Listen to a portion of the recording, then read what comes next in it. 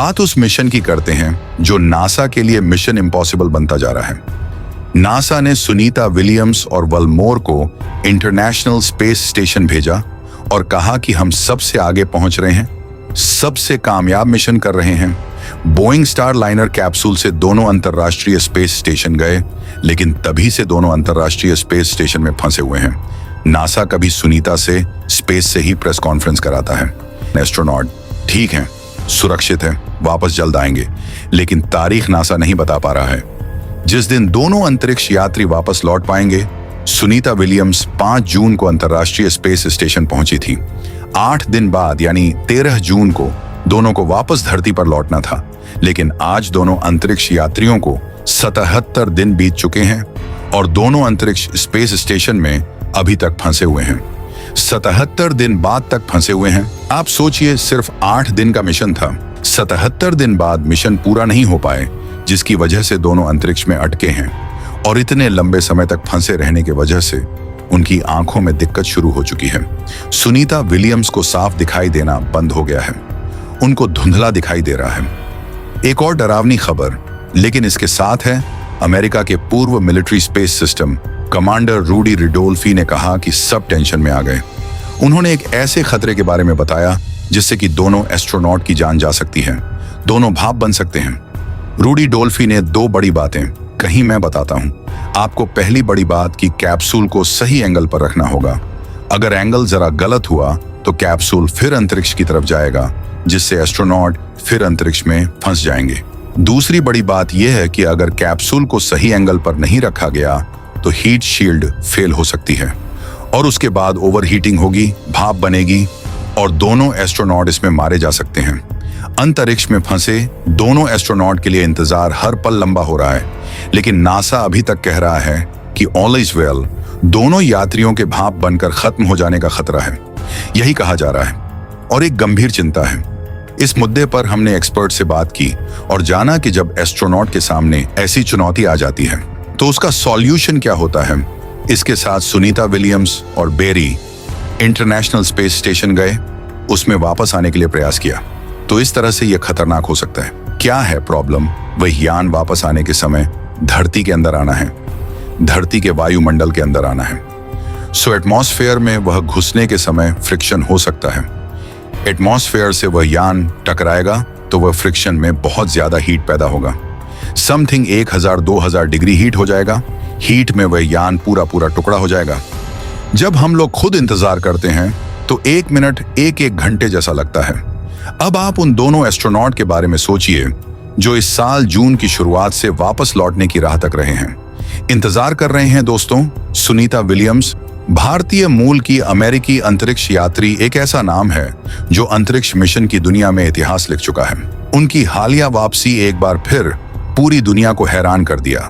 Sunita Williams ने अपने जीवन का एक बड़ा हिस्सा अंतरिक्ष अभियानों को समर्पित किया है। उन्होंने कई अंतरिक्ष यात्राओं में हिस्सा लिया है और अंतर्राष्ट्रीय अंतरिक्ष स्टेशन ISS पर रिकॉर्ड समय बिताया है। उनके अद्वितीय योगदान ने उन्हें दुनिया भर में सराहा है। हाल ही में सुनीता ने अपने एक और ऐतिहासिक मिशन को सफलतापूर्वक पूरा किया। यह मिशन न केवल तकनीकी दृष्टि से बल्कि मानवीय दृष्टि से भी महत्वपूर्ण था। उन्होंने इस मिशन के दौरान नए प्रयोग किए, वैज्ञानिक अनुसंधान में योगदान दिया और अंतरिक्ष यात्रियों के लिए नई संभावनाओं का मार्ग प्रशस्त किया। इस बार की वापसी को खास इसलिए माना जा रहा है क्योंकि सुनीता ने अपनी यात्रा के दौरान बेहद कठिन परिस्थितियों का सामना किया। उन्होंने न केवल अपने मिशन को पूरा किया बल्कि आने वाली पीढ़ियों के लिए प्रेरणा का स्रोत भी बन गई। उनकी यह वापसी अंतरिक्ष अनुसंधान में एक नया इतिहास जोड़ने जैसा। सुनीता की वापसी ने पूरी दुनिया का ध्यान खींचा। सोशल मीडिया पर उन्हें बधाई देने वालों की बाढ़ आ गई। वैज्ञानिक समुदाय ने उनके साहस और समर्पण को सलाम किया। सुनीता ने खुद इस मिशन को अपनी जिंदगी का सबसे यादगार अनुभव बताया। उनकी यह यात्रा यह साबित करती है कि हौसला और कड़ी मेहनत के बल पर इंसान कुछ भी हासिल कर सकता है। सुनीता विलियम्स की कहानी न केवल अंतरिक्ष अनुसंधान बल्कि मानवता के लिए भी एक प्रेरणा है।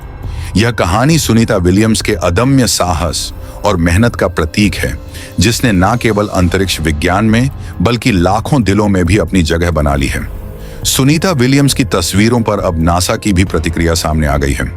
हाल ही में आई रिपोर्टों के जवाब में नासा के अंतरिक्ष समलन मिशन निदेशालय के प्रवक्ता जिमी रसेल ने स्पष्ट किया है कि स्पेस स्टेशन पर सवार सभी नासा अंतरिक्ष यात्रियों के नियमित टेस्ट किए जाते हैं।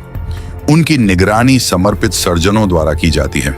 दोस्तों, आज हम आपके सामने एक ऐसे क्राइम की कहानी सुनाने जा रहे हैं जो एक विकसित देश कहलाने वाली देश संयुक्त राज्य अमेरिका के द्वारा किया गया है। यह साजिशपूर्ण क्राइम है। कहानी संवेदना से पूर्ण है, दुखद है।